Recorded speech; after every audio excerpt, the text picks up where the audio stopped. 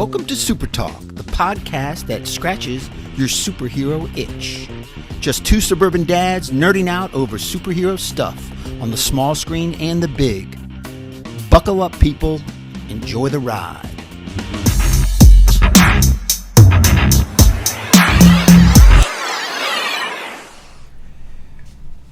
Professor Pettis. Are you ready, sir? Let's go. Hey, YouTube.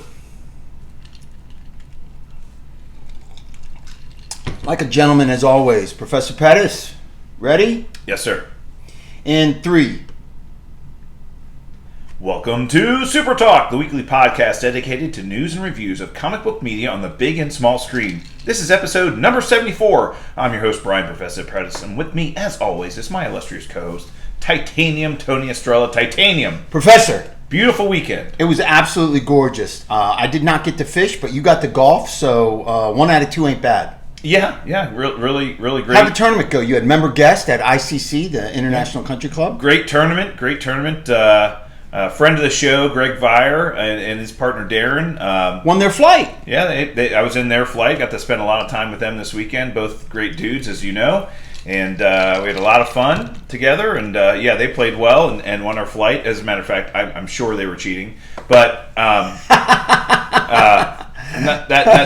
congratulations. Greg Vire doesn't cheat, my friend. Congratulations to them. He's legit as it gets. And they made the shootout, and it was a shootout. Yeah, so after you win your flight, you go into this shootout, and they determine the winner of the entire tournament. All the flight winners play each other in this alternate shot shootout. Oh, and Greg was sitting in the middle of the fairway from like 170 yards or something, and there's an evil monster called the Shankopotamus that came out, and I told Greg I would not mention it on the show, so I'm just letting you know I'm not going to mention the shank that he hit on the 10th hole during the shootout on the show. So I promised him I would not mention it on the show. A shootout isn't with guns, like guys don't pull out BB guns. No, it's just you knock out each team. That, to find out who out of the flights who wins the overall. Right. Yeah. Okay. So I promised him I wouldn't mention his shank on the 10th hole on the show, so I will not mention it on the show. Good. Well, that's very respectful of you that you are. You're not mentioning his little accident there. Yeah. So. Yeah. Well, congrats to him and his team. Congrats to you. I heard you shot a 71. Yeah, I played well. So when you play well and don't win, you can't complain. Other people played better than you. I guess that's. Well, fuck all you guys, because I didn't get to fish. I was just bitter all weekend. I thought the rain was going to be more than it was. You decided to get drunk. I did, yeah. Which probably worked out a little bit better. So yeah. All right, well, before we get started, let's thank the listeners that bring the show to you, and that's our patrons. Patreon.com/supertalk is how you become a patron of the show. It's only $1 an episode, people. Just sign up, help us out. If you listen to the show and you want to support us directly, patreon.com/supertalk, and thank you to those that have already done it. Thank you very much.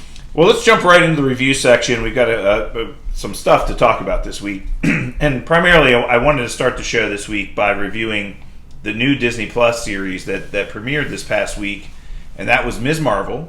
Came out on Disney Plus on Wednesday. And you and I think had very low expectations going into this show. Agree. And I don't think I'll give you my overall impression. Okay. It's not as bad as I thought it would be, but it is still not anything I'm excited about. Oh.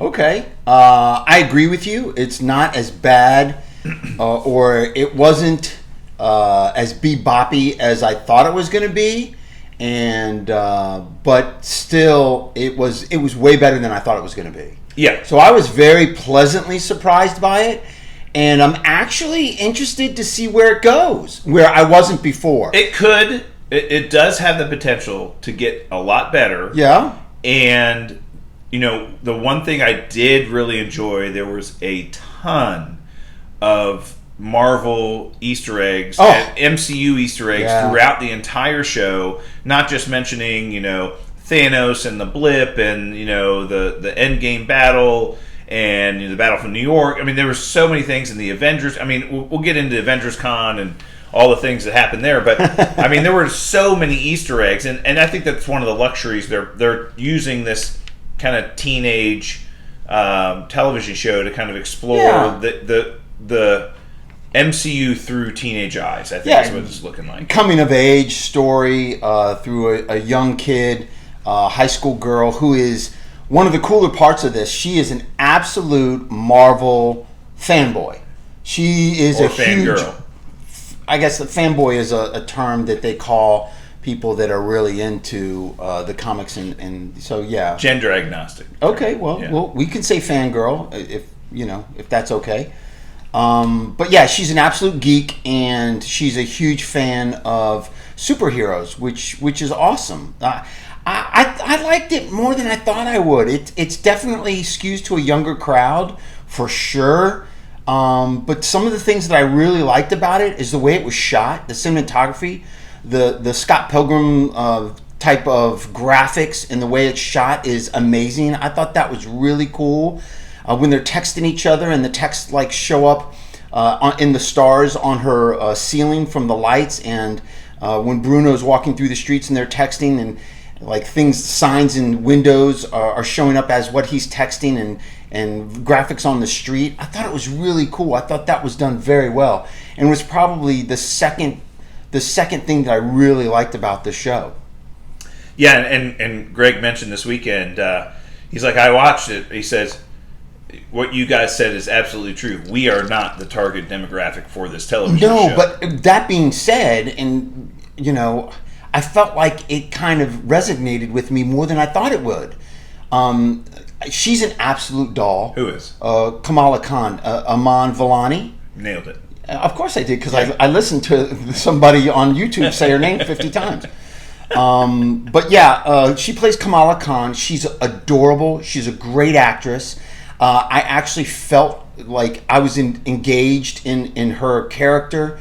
And I thought that was the number one thing about the show, is she pulls this show off herself, I think.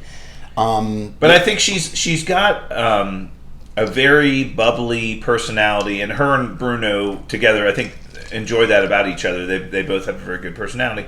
But you saw that literally in the first 5 minutes of the show. The intro to the show was her kind of doing her YouTube show for the week. So cool. And she uses drawings that she made and kind of does stop motion with the drawings that she made to kind of tell a story. Yeah. And she was talking about how much she loves Captain Marvel and she's her favorite superhero. But you could see her personality coming out in that production of that show. Now, being a teenager, you also see that nobody in her school knows that she's got that kind of personality or recognizes that she's a cool chick or all these other things. And that's just being a teenager, struggling through high school and just the hierarchy, getting hit in the face with a dodgeball and all those other things that happens. It's tough. But her and Bruno are very tight, obviously. Yeah, and she's got a group of friends at school as well. But I thought those two things, the graphics and the way it was shot, was outstanding. I thought she's adorable and she carries the show. She's a great actress. The girl that plays Kamala Khan, she was born to play this part. She's phenomenal at it. It's believable to me. And I thought it was great. Now, here's the bad things about it that I felt. First of all, don't get me wrong. I'm excited to see where this show goes because it was better than I expected, and I'm excited, and I thought it was really, really good. But number two, I think the story is weak. I think the other characters in the show, I'm not invested in. I really don't care about them. I think they're underdeveloped. Now, hopefully, it's only one episode. Hopefully, they develop these characters a little bit more. But I thought they were very weak characters. I get the whole cultural thing. I think that's overplayed a little bit. But I think it's important for them to kind of express the culture of the first Muslim superhero. I think that's important. But it was very overbearing in the first episode. I hope that kind of softens a little bit because the basic thing that resonates, I think, with people is this girl coming of age in high school and the struggles and the parent type of relationships that you had. I think that was very, very cool. But those things, I hope they get fixed going forward. The other characters and the storyline. And her powers kind of bothered me. Like the bracelet that gives her the powers, the kind of thing. I don't know, what do they call it? They call it something that gives her hard light. I don't know. Hard light. Yeah, the powers as they stand today are hard light powers, right? Yeah. It's very similar to like Green Lantern type of powers, right? Where it's kind of bothered me for some reason. Physical manifestation of objects using light energy, right? Yeah, hard light. Yeah, that's what they call it. So those are the kind of things I'm excited to see where it goes. It was shocking, to be honest with you, because I thought the trailer was really cool, except for the power thing. But I thought the trailer was really cool, and I like the song incorporated into this light metaphor, where the different lights are in and out of, when she's up on stage and the bright lights come, and that kind of triggers her hard light powers. And so I don't know. I think it was shot brilliantly. So we'll see. I'm excited to see where it goes. Yeah, and I think you mentioned they were spending a lot of time on the cultural aspect of her family, and I think it was important to establish that for two reasons. One, teenagers struggle with the relationship with their parents during their teenage years for lots of different reasons. Yeah. She just has the extra component of being in a Muslim family that's very conservative, that also has specific plans for her future that they don't want her to deviate from. Yeah. So she's struggling with trying to live the life she wants to lead, which is this superhero geek who wants to be more of a outwardly focused personality, wants to participate in all of that. Yeah. Versus her parents wanting her to be, hey, just be a good student, become a doctor. Very stereotypical, conservative Muslim family type of things. There's a lot of attention paid to her older brother, who is kind of the pearl of the family. He's going to get married and all these other things, and she's very much being repressed by her parents. Her mother is very strict on her, doesn't want her to do anything that goes against her culture or her family. Her dad seems to be a little bit more open to those things, but he's being suppressed by the mother as well, right? A lot of that, you see a lot of that. She's a force to be reckoned with. There's something that I hope the family gets developed a little bit more, because I'm interested in to see where they go with them. But as of now, those characters really don't hold any weight in the story moving forward. So I hope they bring them in a stronger capacity and develop their stories a little bit. But I'm telling you right now, this girl's so cute and so adorable. She carries the show. Well, I mean, the first episode specifically focused on Kamala and her best friend Bruno. And he's a tech geek. So he is just like I'll say a Peter Parker type of technical geek. He's always messing around with technology. He's an inventor and kind of makes his own things. And they're they're both superhero geeks, and they're planning on going to the first ever Avengers Con, which is basically like a Comic-Con, which is only for Avengers. Tons of Easter eggs there, huh? Oh, tons. Yeah. And so the whole goal of the show is for them to get to Avengers Con, and they were going to, participate in the costume contest.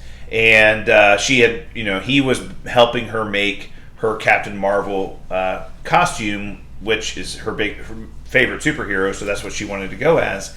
And she's so excited about it, and so they were trying to make these plans to get there, and it's like a couple of obstacles. One, we've got to finish the costume. Two, we got to get there somehow. Yeah. And three, we need your parents' permission. Yeah. And they find out very early that her parents were not going to let her go, and very heavily disapproved of her going, even though her brother offered to kind of tell the parents, hey, I'll kind of talk to them and we'll see if we can make it work. Eventually they say, yeah, you can go, but your dad's going and you're both dressing up as the Hulk. And she made these Hulk costumes out of traditional Muslim garb to kind of be like a Muslim version of the Hulk. And the dad was going to be the Hulk and the girl was going to be the Hulk too. And she's like, no, this is not going to happen. Yeah. And so she was angry. And so what they ended up doing was they developed this plan to sneak out of her house, and they could go without the parents finding out. And they do go to Avengers Con, which was look, I'd love to go to Avengers Con. Yeah, from what I saw, it looked pretty cool. Everybody dressing up. Again, tons of Easter eggs. Avengers Con was actually in Camp Lehigh in New Jersey, which was where Captain America was trained. Yeah. It was featured in the Captain America First Avenger movie. It was featured in Winter Soldier. I mean, so having it at Camp Lehigh was cool just to begin with. Yeah. But then you kind of go into the Avengers Con, and they've got all kinds of Easter eggs in there. a guy selling tours to Wakanda as well as New Asgard, and it was really cool just for them to be in there. But then the other kind of side of this is that her friend Bruno had made this helped make her costume, and he built these light up gloves, which were going to be like the coup de grace. They were going to be like the things that were like, oh, they're going to put your costume above everybody else. But she's like, well, I got to kind of put my own personal touch on the costume. And they find out earlier in the episode that the grandmother had sent this box of kind of trinkets from their family to the house from Pakistan, and she saw this bracelet in there, and she's like, oh my god, that would go great with my costume. Mom's like, no, it's a piece of junk, throw it in the attic.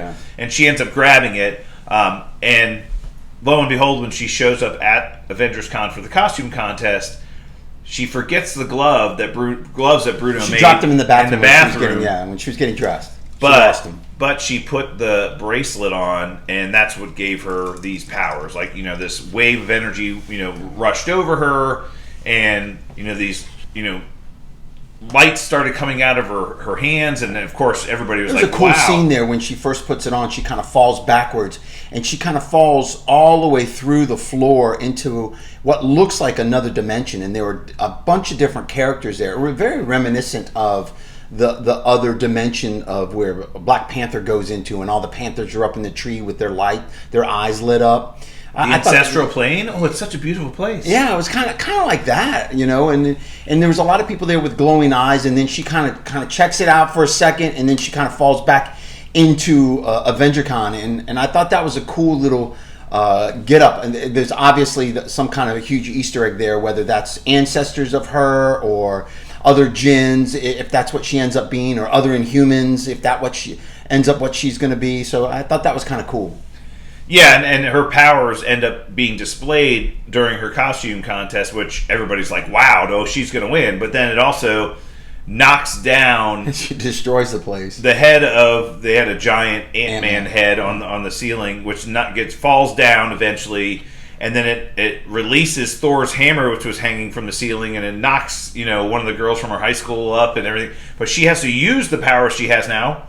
I don't know how she knows how to do these things, but she uses the powers to kind of save everybody. And instinctual. She just reaches out to kind of grab her, like, oh no! And then it kind of grabs her friend that gets nailed by the Thor hammer. But she uses them, and then we kind of get to see a little bit of them. And then they leave. Oh my gosh, we got to get out of here. We got to get home. We're way late. And she sneaks back in her room, and her mom's there, and is like, I'm very disappointed in you. I can't believe you did this. Why would you go against what I had? Mom speech. We've all had it. We've all gotten that speech at one point. And we've all given that speech at one point in time, too, right? So, but, overall, it was better than I thought it would be. It's not something I'm, excited to watch every week, but I'm like, okay. But I am excited to see where they're going with this.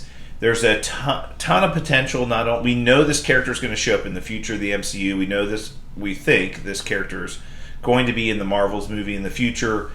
And we've got some news about this a little bit later. But I do believe they've got a lot of room to grow this character, and a lot of places they could take this character. And again, from what we've seen from some of the trailers, we believe there's ultimately some plot of an organization trying to get this bracelet from her that knows about it, and then there's other people that are after her. So we'll kind of see where it goes. But it was a good introductory episode. Yeah, it was good. I reached out to a lot of kids, my younger kids. Yeah, I want to hear what the kids thought. Okay, here's the deal. Here's what they thought. Nothing. They never even watched it. It had zero... Wasn't on their radar. Wasn't even on their radar. And I was like, really? I have a good friend of mine, Zia Sabir. His daughter, Marin, they're Muslim. They're actually Pakistani. He lives in L.A.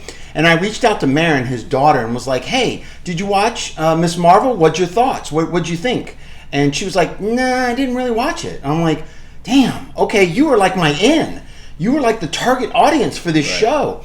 She didn't even watch it. I said, give it a wiggle, give it a watch, and then reach out and let me know your thoughts. I'm interested to hear.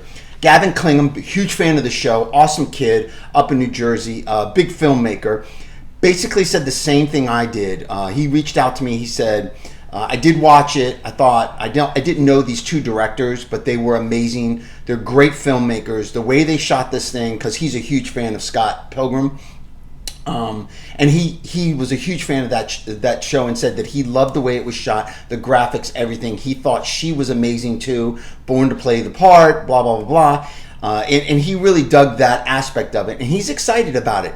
He did say that it's very different than anything Marvel has ever done, and I was like, yeah, kind of like in the vein of WandaVision, very, very different, off script for Marvel, completely a new kind of feel and look, and banged into that younger crowd, and that's who they're trying to pull. They're trying to pull the younger audience into Marvel, because if you don't do that, well, sooner or later, us old farts are going to age out, and they're going to lose a huge fan base.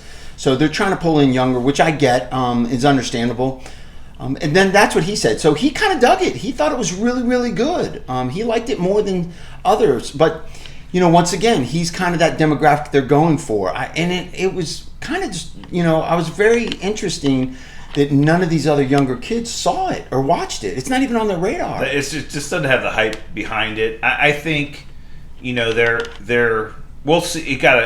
It got decent reviews on Rotten Tomatoes early on. I don't know what they were after it came out, but it was very early on. It got decent. Audience it's like 84 now, 86, 84. It was like 97. It was 97, yeah. And then the critics is a 94 now or 95, which is the highest of any Marvel show, but it's only 136 and critics. We've only had one episode. So it does. It's not in. And all the trades are saying it's the highest Rotten Tomato score. Dude, there's like three people. Yeah, chill out. It's just begun. There's only 3 episodes. Let's see how this plays out. Well, and again, I think it'll be interesting to see where the ratings come in when this show is finished.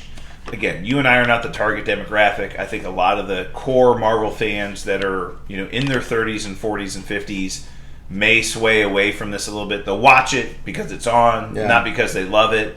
I'm the same way. I do think there's a lot of potential. There's some really cool places they could go. There's some Easter eggs that can come in. Yeah. There's some potential cameos that could come in as well. So we'll see what happens with this series. I will watch it, but way better than I expected it. Yeah, it wasn't as bad as I thought. I liked it. I liked it way more than I thought. And there was a nice end credit scene. So get into that. End credit scene for the first episode. They had the detective from Spider-Man No Way Home, the detective that picked him up at his house and brought him back to the police station. He was interrogating him in the police station, right? Right. Yeah. The detective interrogating him. It was in the end credit scene, and the footage of Kamala using her powers at Avengers Con was on a phone. And he's like, we're going to have to go look into this. Right? Go bring her in. We got to see. I've seen those powers before. Go bring her in. Yeah, so we'll see where that goes. But I think that character will be part of the show going forward. So, she'll have some police problems. It looks One down, a few more episodes to go. We'll still get into it, people. Stay tuned. We'll get into it. We'll cover more of it next week. Let's get into the news section. There's a bunch of stuff that came out this week we want to talk about. So, Thor, Love and Thunder. Tickets go on sale tomorrow, Monday. So hopefully when the episode comes out for you guys, it'll be today. But yeah, the tickets go on sale tomorrow. They've continued to ramp through, new kind of footage and trailers. They're not giving away too much, which I love, but they're giving a few snippets here and there every now and then. But they did announce the official runtime of the movie at an hour and 58 minutes, so right under 2 hours. This is going to be one of the shorter Marvel movies they've ever made. Yeah, really. Which, might be good, might be bad. I don't know. Taika Waititi came out and said it's the most amazing movie he's ever shot and one of the most difficult movies he's ever had to direct.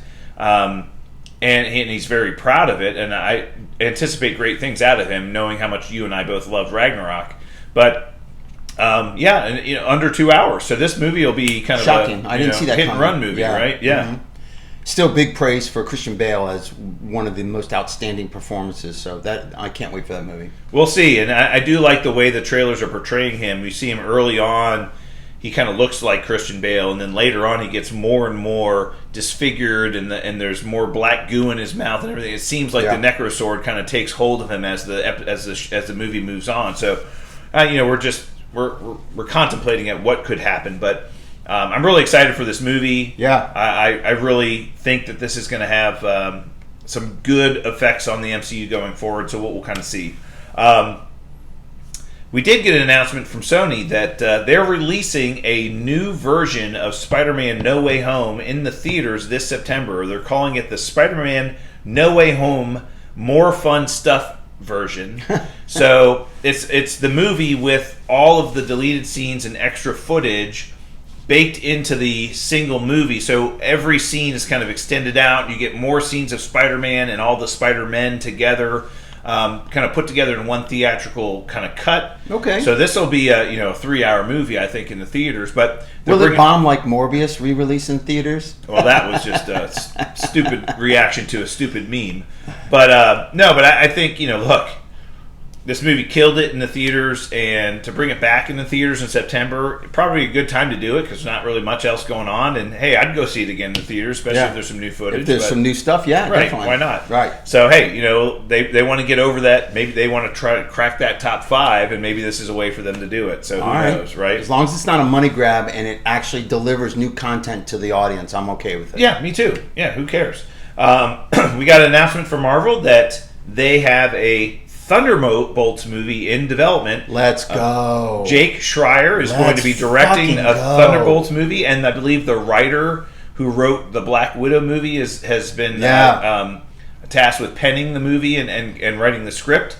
This movie will begin filming next summer, so summer 2023 they'll begin filming this movie. Let's fucking go. So we've talked about it on Super Talk many times before. We believe that they were setting up some type of anti-hero team like the Thunderbolts or the Dark Avengers. We felt that this was happening all along with Val and U.S. Agent and Yelena Belova and Winter Soldier. There's like all kinds of characters they can put on this team, but they have come out supposedly.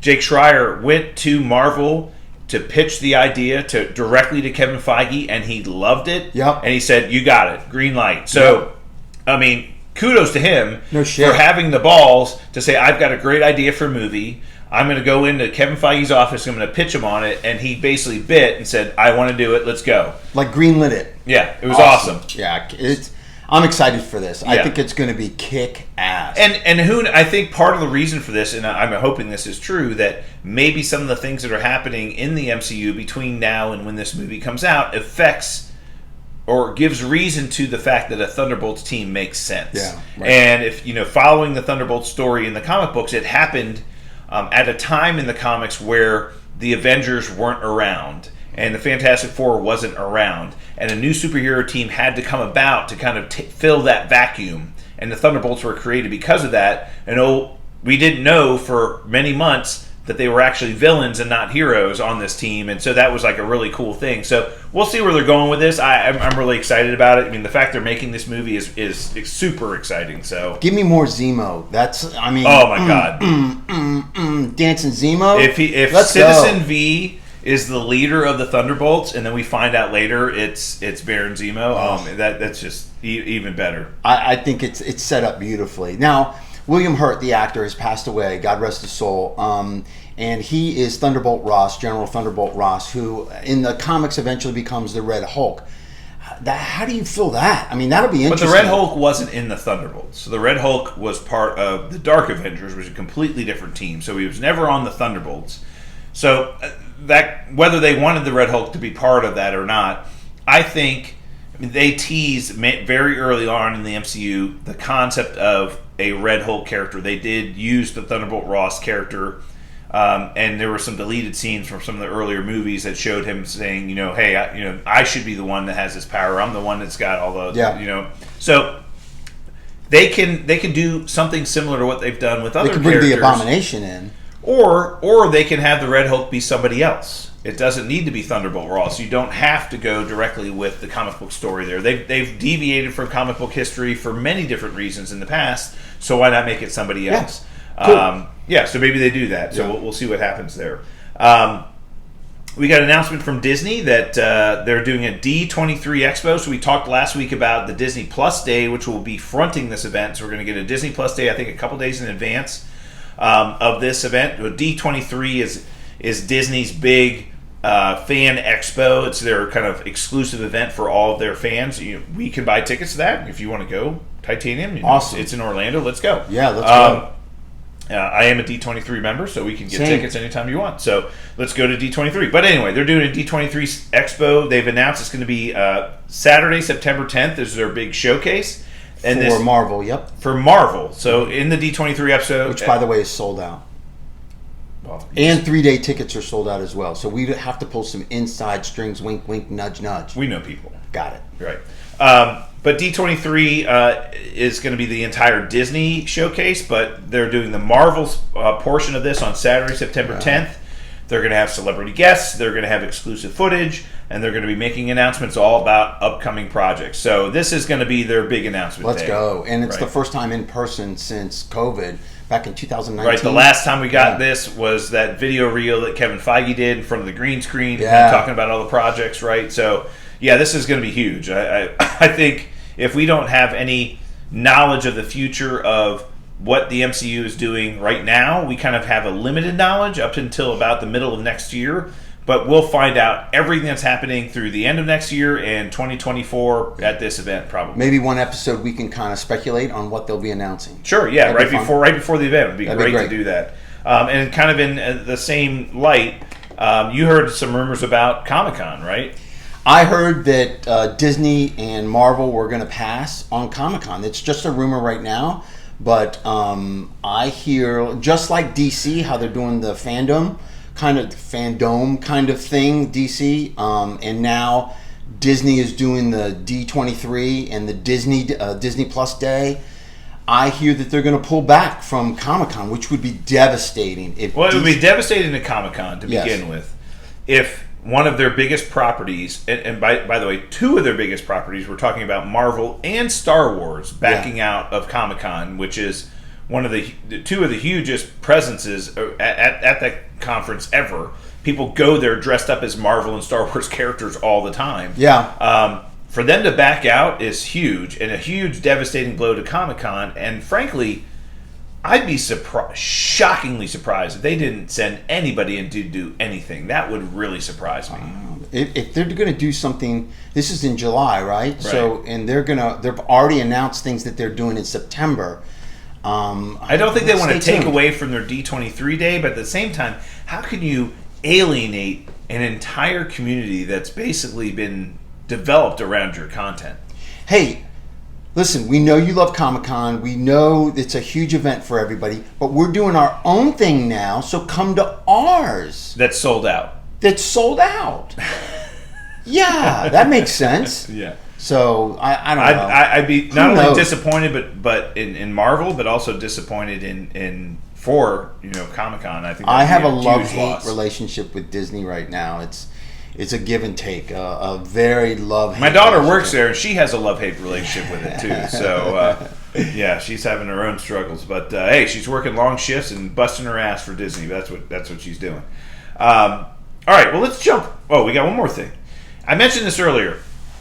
So the Ms. Marvel directors actually came out and kind of gave hints that the hard light version of the powers we're seeing on the show, at least in these early episodes, might not necessarily be the end form of her powers. Who said that? The directors? Yeah. The directors came out and said that. I caught wind of that, but I don't know if that was confirmed. But no, that's interesting. So that was an exclusive interview by our friends over at the New Rockstars. They got an Eric Foss. Yeah, Eric Foss got an exclusive interview with... Shout out to the New Rockstars. Yeah, got an exclusive interview with the directors, and they said, look, the hard light powers you're seeing right now may not be the final form of her powers. So could she ultimately go through Terrigenesis? Could she ultimately become like the stretchy and biggin version of Ms. Marvel? Maybe, but they said the hard light stuff that we're seeing right now is not what ultimately her powers are going to be. Maybe the bracelet unlocks her inhuman abilities. The bracelet is some type of Terrigenesis that she's going through that gives her these. Oh, cool! I like that. That's a cool philosophy. Again, not just hinting. So, and that would make me feel a little bit better if this was kind of like an early version. It would eliminate one of the things that I think sucks about the show. Right. Well, not sucks, but that I don't like. And you and I have talked about this in previous episodes. We weren't sure if they were making her powers that way because it was easier to do from a special effects perspective. Or if it was just kind of a cheap way to get out of it, I was like, or more in line with a cosmic type of energy that would relate more to to Captain Marvel. Marvel, yeah. Yeah. We'll see. Okay, cool. So something we can look forward to. You want to talk at all about Black Adam? Oh yeah, that was the other thing on the list. Bring that up a little bit? Yeah, we had a new trailer drop this past week. Black Adam. Dwayne "The Rock" Johnson dropped the Black Adam trailer. Came out and was posting it on social media, saying it's coming, it's coming, it's coming. Here it is. And on Wednesday we got the Black Adam trailer. Yeah. You said you were disappointed when you saw it. Yeah. I just really cool scenes. I just thought that it was going to be darker and edgier than what the trailer perceived it to be. It kind of reminded me of a little bit more grown-up version of a Shazam movie, which I was disappointed in, you know. Some of the scenes were very cool. We got a great look at Atom Smasher and Cyclone. We got a great look at Dr. Fate, so really cool. And Hawkman. Hawkman. Well, we've seen him before, but some interaction between him and Black Adam, and it looks amazing. It looks great. I was a little disappointed. Now, don't get me wrong. I'm still very excited for this movie. Very excited. But I was a little disappointed in the trailer. So one of the things they did in this trailer, which I kind of knew was coming, but I wasn't sure how they were going to do it. So the early teasers we got, the teaser we got during Fandom was, the one where they walk into the crypt and they find Black Adam in the crypt, and the guys are shooting him, and he grabs one guy by the neck and basically kills him, turns him to dust, and then they shoot him. I'm like, oh my god, he's such a badass. Well, the trailer definitely portrays Black Adam as a clear anti-hero, where the redemption arc is basically being painted out in the trailer of, hey, we're superheroes, we don't kill people. He goes, well, I kill people. And then, well, we need your help to save the world. And, and so eventually he comes through and helps him out and all this other stuff. And it seems like to me that DC is now setting up this secondary superhero team of the Justice Society of America with Hawkman and Dr. Fate and Cyclone and Atom Smasher and Black Adam. Whether they're kind of, another team outside of the Justice League, or they're doing something completely different with it, who knows? Obviously there would be some tie-ins with Shazam at some point in time, but yeah, they're going to tie Shazam in. I mean, Black Adam in the comics generally, we'll say generally, I won't say always, generally is a bad dude. Oh, no question. He's a bad man. Yeah, he's bad. He's the guy people fight against. He's out for revenge. He's out to kill people.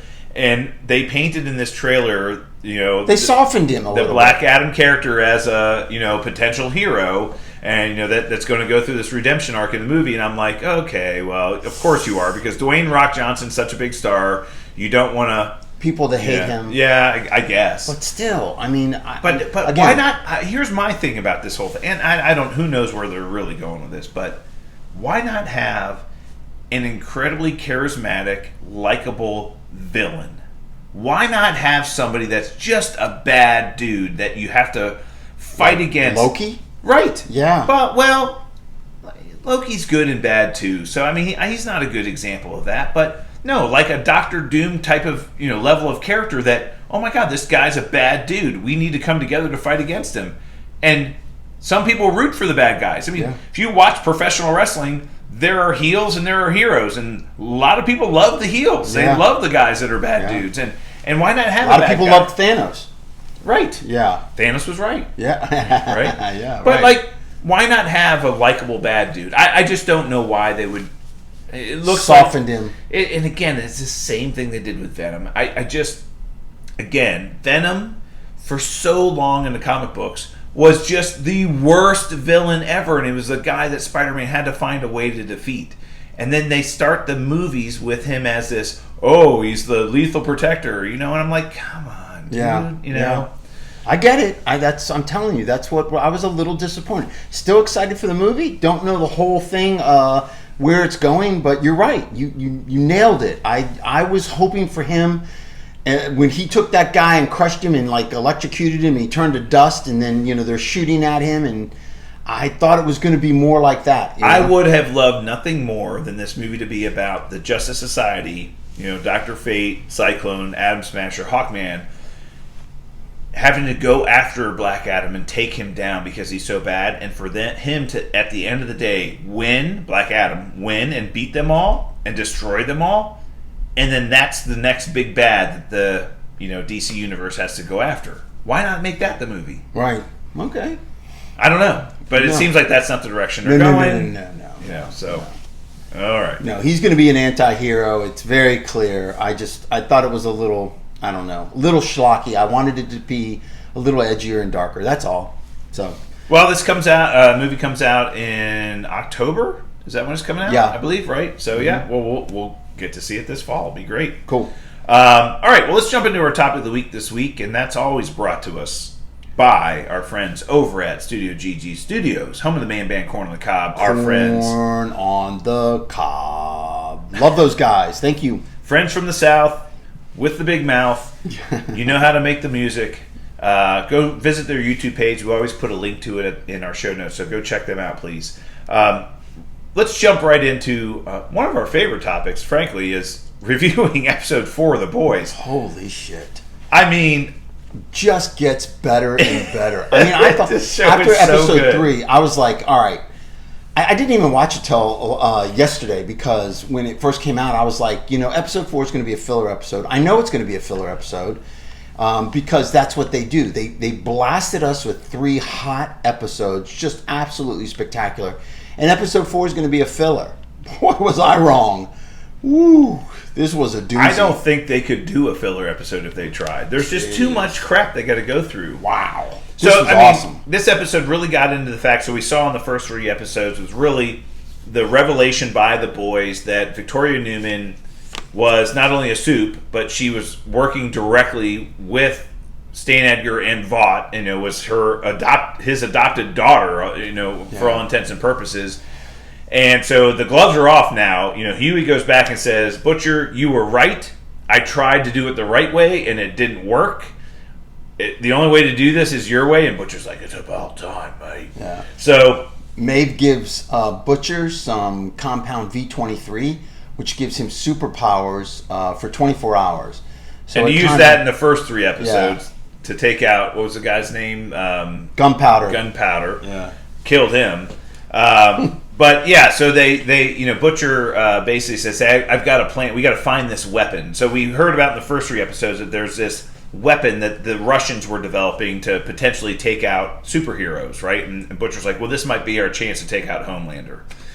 And so this episode really focused and centered on 2 different main plots. It was the boys going off to try to find this weapon. To Russia, yeah. Right? And it was kind of the internal strife that was going on within Vought now that Homelander had kind of announced his relationship with Starlight, and now they're kind of like, what's the team dynamic going to be and everything else. Shit. So that was kind of the 2 big themes of the episode. What was going on with Vought and the 7, and what was going on with the boys. So we'll kind of break this down into 2 different sections. So Homelander is off his fucking rocker, man.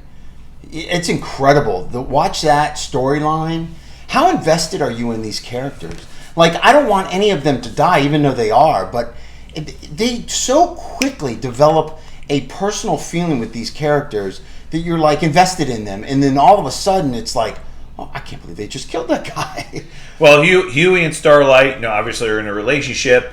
But then Starlight comes out on national television and basically says that her and Homelander are in a relationship, and she's doing it to save her ass. No question. Doing it to make sure that Homelander stays happy.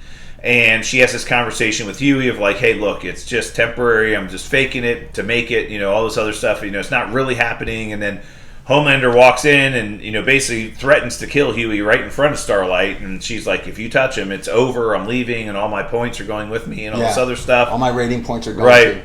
And then Starlight's kind of working her kind of magic inside of the 7 and trying to get some support. She talks to Maeve. Maeve obviously knows how bad Homelander is, knows that he has to be taken down. She's letting everybody think she's not training anymore. She's sleeping around. She's doing drugs. But she's like, no, I'm in my room every fucking day, busting my ass, because I might buy you guys a few seconds, and that's all I can do. But I know that's what I'm at. So she's, kind of on board. She talks to Supersonic, who's the new member who used to be her boyfriend. Starlight talks to him, and she kind of convinces him to help out. Yeah. And he's like, of course I'll do it. I know it's the right thing to do. Of course I'll help out. And she's like, I don't know if we have enough. We're going to need more. and then Supersonic takes it upon himself to kind of try to recruit A-Train, who's obviously being alienated by all the other 7. Yeah. He's fallen out of favor with Homelander because Homelander thinks he's gotten fat because he can't run anymore. The Deep is now inside of Homelander's pocket and basically kissing his ass all the time. Yeah. So the two of them are like kind of... Homelander knows he can control the Deep on a very high level. The Deep and A-Train get into a little fight, and Homelander, kind of tells A-Train to chill out. You got no standing here, whatever. Yeah. So Starlight and Supersonic kind of try to recruit A-Train into their group that might take out Homelander, and he seems on board. So that whole thing's going on. All the while, Stan Edgar's trying to censor Homelander. He's like, Homelander's kind of thinks he's above the law. He needs to understand that, just because he's Homelander doesn't mean he can do whatever he wants. So he goes to Victoria Newman, says, you need to have a press conference. You need to take him down publicly, and we'll just censor him a little bit. We'll kind of take away some of his privileges, but he needs to know that the public's not get him off with TV for a little bit. Right. Yeah. But then she ends up turning on him. Turned on Stan Edgar. It's obvious Homelander got to her before, yeah. Well, 2 things happened. So she goes on the press conference and basically announces to the world that they're doing an investigation into improprieties by executives at Vought, specifically Stan Edgar, and he gets arrested. And then we see Homelander show up at Victoria Newman's house later. She's mostly worried about her daughter. Obviously, and she feels that if she had done this, that Homelander would just come and killed her and her daughter. And Homelander comes there, and he knows that she can pop heads. He even makes a reference to it. He asked her. He says, "You want to try to pop my head? See what happens?" Yeah. And he's goading her. So let's try it and see what happens. Try it, see what happens. Yeah. But she doesn't. But he comes there and says, "Hey, I'm glad you kind of decided to stick with your own kind. And it's about time. This is a superhero company. It's not a human company. It's a superhero company. We're taking over. And now we're running things." And he gives her Compound V so that she can give it to her daughter, which she feels is a way to protect her daughter. If her daughter has Compound V, has powers of her own, it's a way for her to be protected, and kind of safe. So, and she ends up doing that at the end of the episode. It was kind of a tragic scene watching her daughter go through agony. Yeah. Oh, that was kind of rough. Painful.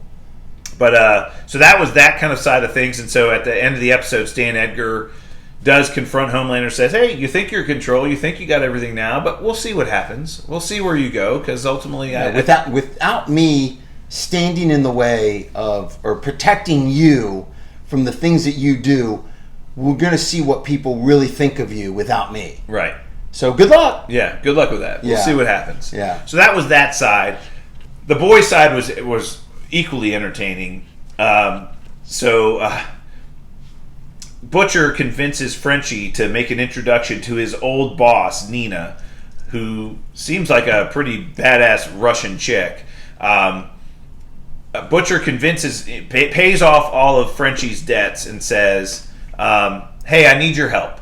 I need you to get us into Russia, and I need help locating this lab where they're keeping this weapon. Right. And maybe we can kind of scratch each other's back, right? We can do things for you and those types of things." And so they end up going to Russia, and we find out that they have to kill or take out one of Nina's enemies in Russia. And he basically sends Kimiko. You nailed it. Kimiko. Says, "You're going to go kill this guy." And she's like, "I'm not your gun." And he's like, "Wait a minute, you're going to do exactly what I tell you to do." Yeah. That's how this works. Right. So she goes to this Russian's house, and he has all these girls in his bedroom, and come to find out he's got a dildo that is a dildo of each of the 7. Like, there's a Starlight dildo, there's a Homelander dildo, and all this other stuff. And then Kimiko grabs them all and just basically kills everybody with each one of these sex toys. It was crazy to watch. She's a one of the girls freaks out and shoots her in the head.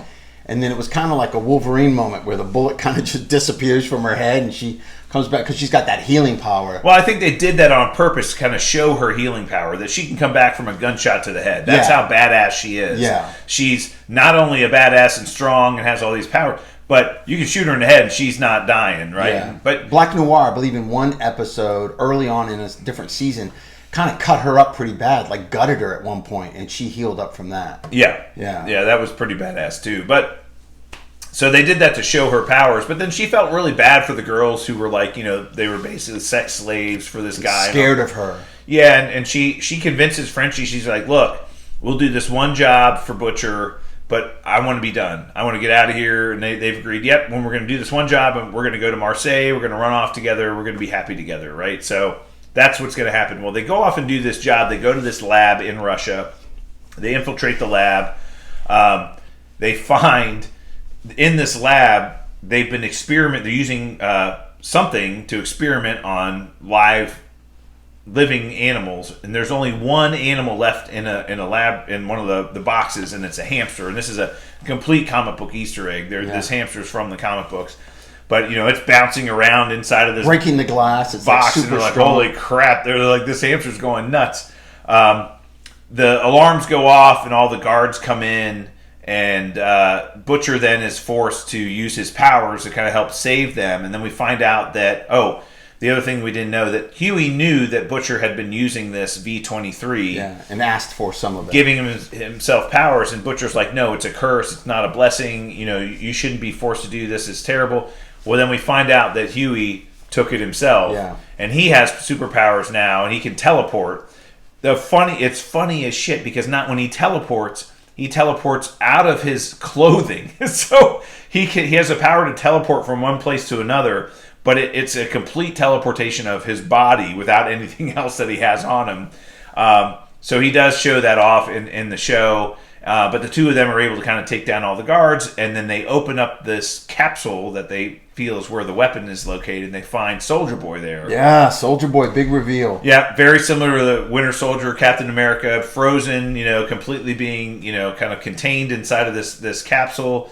He kind of wakes up, and he starts glowing from the middle of his body, and he blasts this big red energy blast, and it was going to be directed at Frenchie, and Kimiko steps in the way and pushes him out of the way, and it hits her full blast, and come to find out, her now healing powers are no longer working. Yeah. So she's got rebar, kind of through her body from hitting the wall and everything, and she's not healing. So they're at the end of the episode, they're rushing her to get medical attention because she's dying, basically, because her healing factor is not working any longer. So that's an interesting twist. Right. So I guess the thought process now is the weapon that was being developed was Soldier Boy. Right. Right. So it's not. They didn't kill Soldier Boy. No. They captured him. And they had been experimenting on him to create this weapon that could take down Supes. And it happens to be so. So it looks like the powers that Soldier Boy has now is the ability to remove superpowers from an individual, potentially only temporarily, but at least temporarily. So that might be a way to take out Homelander. It's getting thick. Yeah, so good. You're right. I can't wait for the next episode. And we also heard that the boys have been greenlit for season 4. So we're definitely going to get a season 4, which for me was great and also sad, because now I know they're not going to get rid of Homelander. They're not going to defeat Homelander in season 3. Oh, I know where this is going. They're not defeating Homelander. I think we're going to get a big battle between Butcher and Homelander in season 3. I'm hoping, that's my fingers crossed, but good for them. Greenlit for season 4. Yeah. More boys. That's no kidding. It's so good. I can't wait to watch it every week. This is a show that I just love watching. It's just so much fun. Like Friday morning, I woke up because I had to be at the course early Friday morning. I'm like, I'm going to watch this before I go. It wasn't out yet. I'm like, when does it come out on Friday? Yeah, it was delayed. Yeah, something happened. Came out late or something. So I was like, I got to watch it later that night. It was fun. So good. We're going to be hitting it, people, so stay tuned. We're going to be covering it. Any questions, please put them down in the comments. You have any questions, hit us up on either social media or email us. It's all in the show notes, so please. This is awesome. We got a lot of content to go over, so we got a couple of great weeks. Yeah, absolutely. Professor, let's ring the bell. School's over. Well, that's it for us this week. We'll be back next week for more Super Talk. To get in touch with us on social media, hit us up via email, supertalkpodcast@outlook.com, or at supertalkpod on Twitter. Until then, stay super, everyone. And we're out. Thanks, YouTube. Thanks again for all the likes, comments. Appreciate the thumbs up as well. Thank you. Thank you, guys. Appreciate it.